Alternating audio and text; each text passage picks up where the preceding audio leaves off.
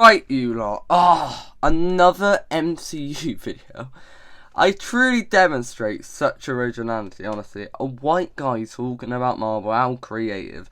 But anyway, as I've already expressed in other videos, most notably my current state of the MCU video, Phase 4 of the MCU was pretty much a disaster on every level. And although I personally quite enjoyed it, and I think people really over-exaggerate how bad it was, and I still have major faith in the future of the MCU, Phase 4 was a mess. Now, usually I do agree with the common consensus on most MCU projects. I loved the likes of Loki and No Way Home and Wakanda Forever, and was not big on the likes of Eternals, Love and Thunder and Falcon and the Winter Soldier. But two do stand out as being kind of anomalies for me. The first one is She-Hulk, which is just an all-around complete misunderstanding from the MCU community of what really was a clever show and adaptation of the comic character. I never fails to baffle me how many people just didn't understand She-Hulk, and the way that fanboys clowned on that show was ridiculous in my opinion. I still can't get over it really. It was insane. But anyway, that's a completely different video. Second, which I usually disagree with common consensus on, is the subject of today's video essay. Multiverse of Madness 1.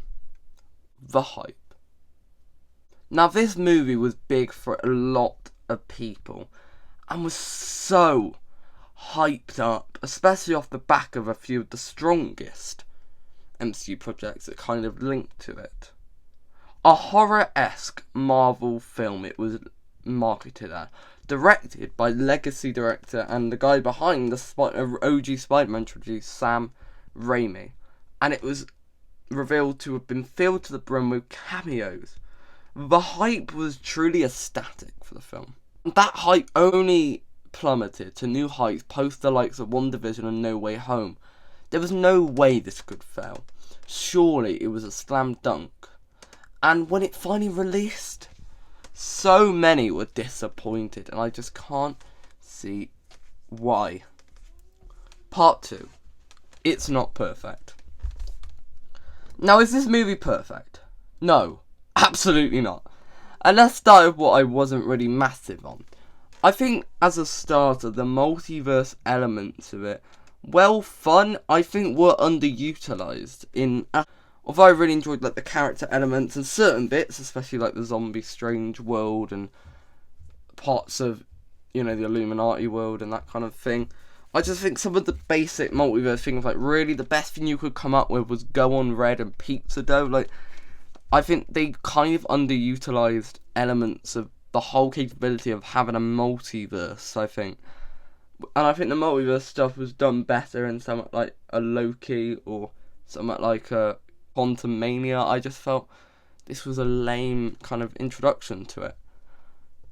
The story and actual plot is really simple, which in some films can be effective, but when kind of motivation and characters and action is so rich, the weak story is very noticeable, and it turns out to just be a kind of MacGuffin story in the end, which was really disappointing for me. America Chavez also disappointed me. Her character, well, initially she was intriguing, she turned more into a plot device than her own character, which is, again, extremely disappointing.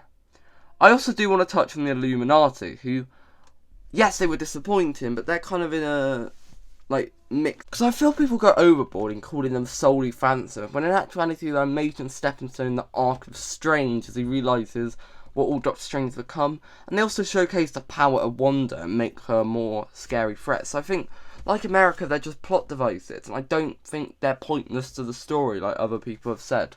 They just have a cool texture over that, and they were fun. So I don't think it's really something to get too worked up about. Also, unpopular opinion, I think Wong needed to die in this film.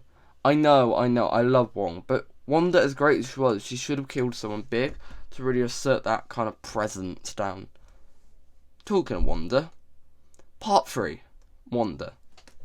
Anyway, I think it's time to segue onto the film's strongest element. Wanda is so incredible.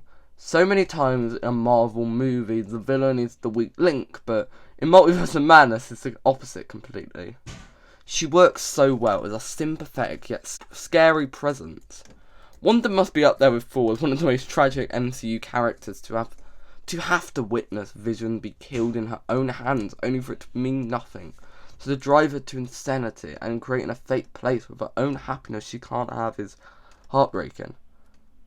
And her motives here make sense and fit with Wonder so well, because even if she is the villain of the film, you want to see her get her children.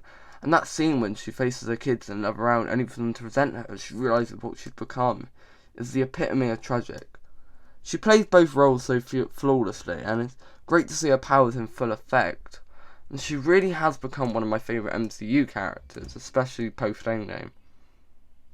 Her arc in this film is perfect. I've seen people say it contradicts WandaVision. I don't see it personally. She was far from healed at the end of that show, and her sacrifice at the end really brings her complete circle. And I'm sorry, she isn't dead. Stop it with the fake out Kevin vibe. Part 4. Stephen Strange. Now enough about Wanda now. Let's discuss Stephen Strange, who in my opinion is just as strong as Wanda in this film. Benedict Cumberbatch portrays once again on point. His arc of avoiding mistakes of other strangers is so organic as we go deeper into how this man feels than ever before. It's so fascinating. I love seeing how people come back to the blip, and seeing Stephen reluctance leaving to his love getting married to someone else is just heartbreaking. I think the film does a great job bringing humanity to a powerful sorcerer, and I think that does deserve a lot of credit. And I love seeing him come face to face with other strangers. It's a great catalyst to kind of tackle his demons. So I think the film as a character study is perfect. And I don't think the film gets enough credit for the art that it gave Stranger. I think people focus on the bad elements in Multiverse of Madness, and it really deserves more credit. Part 5. Sam Raimi. Now I need to dedicate some time to Sam Raimi. And yes, I wish he wasn't so constrained and reshoots didn't tarnish his vision so substantially. However, his style fits so well and really makes this film so visually appeasing.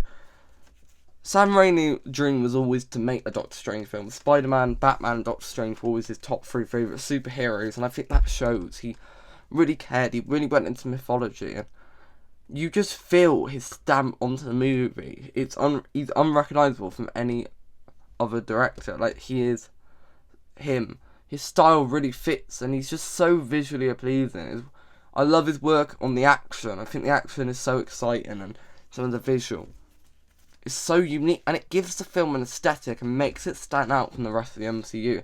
The tone is so felt, and I just love what he was able to do with this world, and I really want to see him kind of do something in the MCU again, because I think this really MCU film, anyone could have directed it, but only Sam Raimi could have done this film, and even the biggest critics of Multiverse of Madness did dig what he was able to do. But I do wish they gave him full reins and actually ability to write the film, because I think he could have patched up some of the story issues, and I think they should have given him the helm in the same way that James Gunn is given the helm in the Guardians films, or the Russo brothers were given the helm at the Avengers films, because I think he's shown with this film and also the other Spider-Man films that he is a top tier director. He knows what he's doing, and it's fantastic. So overall, Multiverse of Madness is far from a perfect film. We all know that, but when it comes to characters and direction and tone and atmosphere and even effects, it's perfect.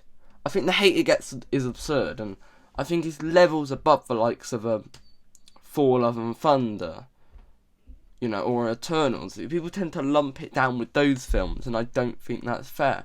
I'm going to give Multiverse of Madness a 7.5 out of 10. I think there's a lot of stuff I would have done differently, but the elements I love really stand out. Right, so that was this week's video. Now next week is a bit of a completely different thing, as I'm going to be breaking down my album. Then after that I've got a bit of a fun kind of comedy video coming out with the recreation of a whole new world in real life. Then I've got a music video which should coincide with the release of my album, hopefully. And then finally, the next kind of video essay I'm going to be doing is on Rise of the Guardians. So yeah, see you then.